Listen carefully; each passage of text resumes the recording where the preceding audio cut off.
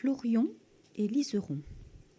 L'are terreuse abritait plusieurs graines en cette intersaison longue, humide et contrastée. Tantôt le gel la rendait dure et impénétrable, tantôt le soleil la réchauffait tellement qu'elle s'en émiettait. En son cœur, tous ces aléas transformaient la métamorphose des graines en un processus implacablement impitoyable.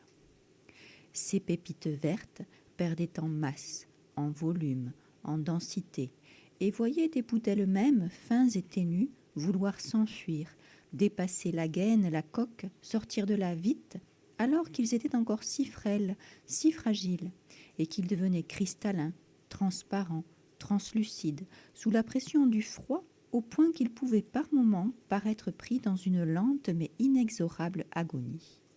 Mais non, leur consistance à la fibre généreuse s'adaptait, s'assouplissant ou au contraire se trempant, devenant solide, voire tranchante, à l'instar de ces lames rougeoyantes que le forgeron endurcissait en les noyant dans les bains d'eau bouillonnante. Ainsi aguerris, les pousses repoussaient les grumeaux argileux, les gravillons sablonneux, les radicelles environnantes et traçaient leur chemin vers un extérieur libre, fait d'air, de vent et de mouvement. Nous voici donc un jour de printemps, un de ces jours comme les autres, à la matinée fraîche et au rossignol chantant.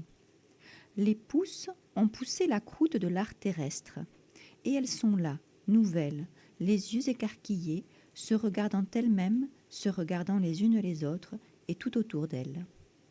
Elles virent des feuilles au vert tendre, disposées en petites rosettes et à la forme dentelée.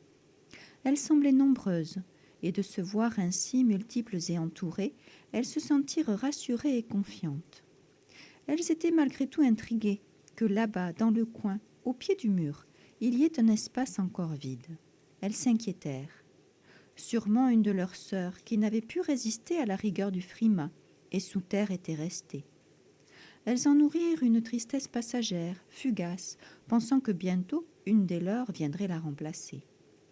Mais leurs perspectives se virent ébranlées après plusieurs jours et plusieurs nuits, où elles sentirent le poids des nuages, entendirent la rage de l'orage et subirent la foudre de l'éclair sauvage. Alors que péniblement elles avaient persisté dans leur élan vivace, préparant secrètement dans les replis de leurs tiges un épanouissement fracassant, quelle ne fut pas leur surprise un matin de voir là, à cet endroit où elles n'attendaient qu'une semblable, à cet endroit précis où bientôt Zéphyr en poupe elles pensaient semer une akène et étendre leur domaine, quelle ne fut pas leur surprise de voir de fins fils pubescents se faufiler dans les rugosités du mur et d'autres partir comme en conquête à ras du sol, s'accrochant à la moindre motte éparpillée. Muettes de stupeur, les majoritaires décidèrent de faire front et d'étaler leurs atours. Elles s'y employèrent de toute leur vigueur, et en termes de quelques heures, toute l'are se vit couverte de fleurs jaunes, souriantes, séduisantes, attirantes. Elles disaient à qui voulait les entendre : « Bonjour, je suis Florion d'Or. Avec moi, vous connaîtrez joie, bonheur et chaleur. » Florion d'Or était tout content. Il ravissait les regards, égayait les cœurs, grâce à l'éclat de son capitule victorieux.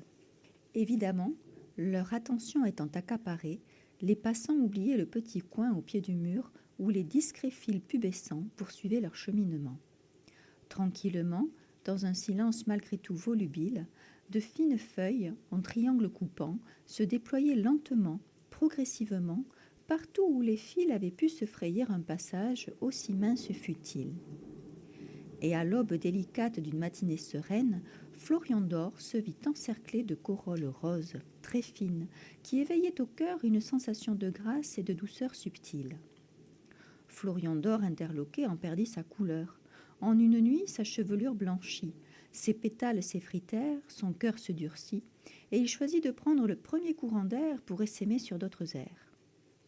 Liseron aurait bien aimé le retenir, lui dire « Reste, tu vas voir, nos amies communes, les abeilles, danseront mieux grâce à nous deux, et ensemble nous les aiderons pour que leur miel pétille au palais de ta chaleur et ravisse les papilles de mon goût sucré. » Florion d'Or, trop pressé, aurait bien aimé revenir en arrière, mais il dut patienter une année entière et endurer encore une saison d'hiver, avant de se retrouver en terre, au milieu des entrelacs de liserons, de ces résolus rhizomes si solidairement enchevêtrés.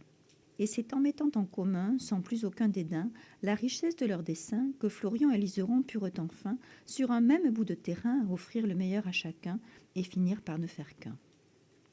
Histoire écrite et lue par Sophie Bédoured.